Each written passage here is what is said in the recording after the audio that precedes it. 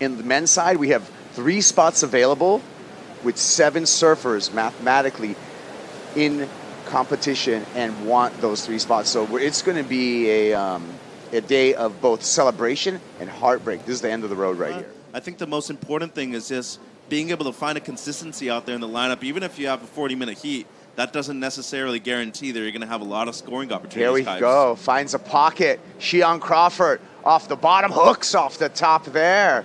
So finding a nice pockety takeoff, skips the fins. You saw a little cavitation there. Grabs the rail for control and is able to readjust himself, compose himself, and get a finish. 2 nice turns there. That's going to be a nice start for the surfer from the North Shore, bringing this wave all the way through. And it's not because he's milking it. It's because he's coming in here, gets straight into the saddle, and prepares for a ride back out. Here's his replay. Yeah, great opening maneuver right there. Gets a little hung up, but, I mean, being the first wave of the morning, he did extremely well on this one. An intelligent finish right here at the end, Kaipo. Nothing too extreme, but just up and over the section right there, especially with so much water moving around you, too. The smart thing was just finishing that wave off. And it was some great work by Shion. And this is what I'm talking about. You hit that inside section with the backwash, really tough to navigate.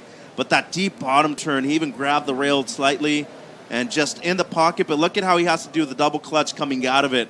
So that shouldn't necessarily affect the score tremendously, but it definitely won't help the potential of going into an excellent score. Yeah, you can see this little skip out right there that he had to just, compose himself through, and he did a great job of doing that. And he never had to readjust his feet at the end either, so there wasn't a lot of shuffling right there. And a mid-range score opens up the account for Shion.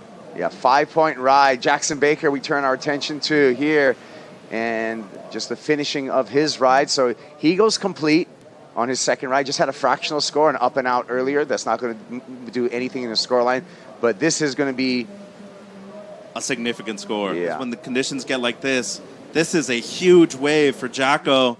So it was just the one, it seems, but, should be a decent score still. Went up and attacked the lip line. A real tough section, especially when it's coming down on him and he doesn't have a large amount of speed. Has to navigate the backwash in the inside section right here. Okay, yeah, there we go. Here we go, Shion. Clean face here for the moment, off the bottom. Wow. Snaps it off the top there. Shishi.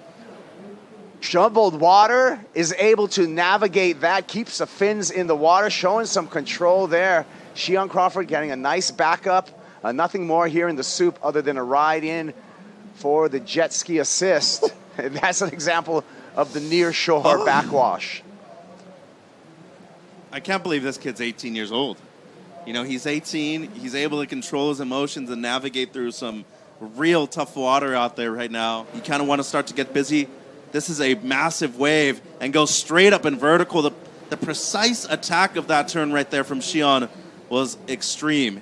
And then the second one, more of a setup and does some clean inside work right here, Kaipo. But really, the majority of the scores can come from that first turn. No doubt the best that we've seen so far in this heat. And I feel like this is definitely going to be the best score out of the day so far. Deep bottom turn right in the pocket and as vertical as you could possibly get on a wave this size. That's a huge wave. You're going at a certain amount of speed, and you're trying to control the entirety of the board. Look at the way he almost skipped out right there. But that's what Haleiwa does to you, Kaipo. It masters your craft when it comes to these kind of conditions, challenging ones out there right now. Yeah, and his crew absolutely love what they see. Jackson takes off and has to dodge a couple of explosions there. Just has to settle for a carve. This wave going a little funky here. He's really going to hope for an inside section to stand up. Lip glide there. Wow. Always sure-footed Jackson Baker. That was some turbulent water to make his way through. Mateus Hurdy watching in interest. That was real hard at the end right there. I mean, he had to readjust his footing, his decision, because he had to basically drop in on an avalanche right there. Wave flattens out. It's more of a setup carve.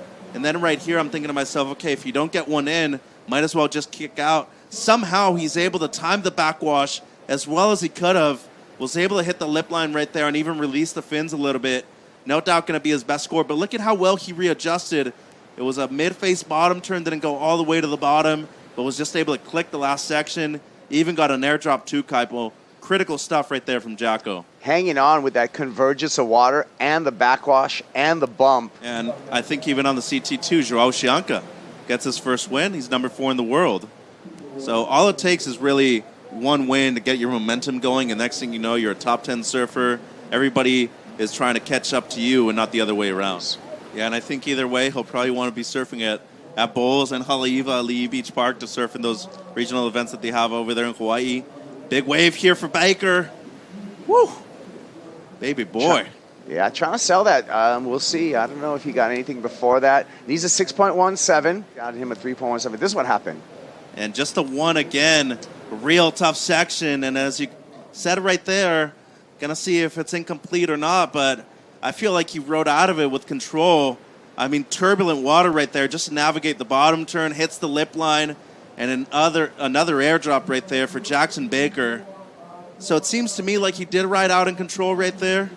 Just fell off, and the whitewater obviously playing a big part of that too. Well, but everywhere's far from Hawaii. That's true. There's no place close to Hawaii. Here we go. Jackson Baker finds a right, and that thing you can see goes into this deep water. Looks like he's going to stick with it, hoping for something on the inside. He would need something miraculous on the inside, but he's just going to bunny hop into the channel. He did create some space between himself and Shion Crawford. They're doing their best, but here. Go, Jacko! Oh my God, you have to hit it. Oh no. Yeah, it's stressful out there, but we're all cheering for him, hoping something comes in the last 3 minutes. Okay, thank you very much. Have fun. Coming down to this live action, Jackson Baker finds a clean little one on the inside, taps it through there, vert. One more time around here, bangs it, pokes the nose, and again, a must-win heat for Baker if he wants to qualify for the championship tour. I feel like he had it here, Kipes. You mentioned a smaller one, but had some clean face to it. Strong turn right there to open things up. He was always looking down the line because he knew that there was one more section on offer. When he got there, though, he had to manage the backwash, and coming out of it, the backwash just elevated him a bit too much. It's a tough one for Jacko. He was right there. Destiny was in his hands, Kaipo. He was able to control it. And unfortunately, just on the last turn, the last section that he had, wasn't able to ride out of it cleanly.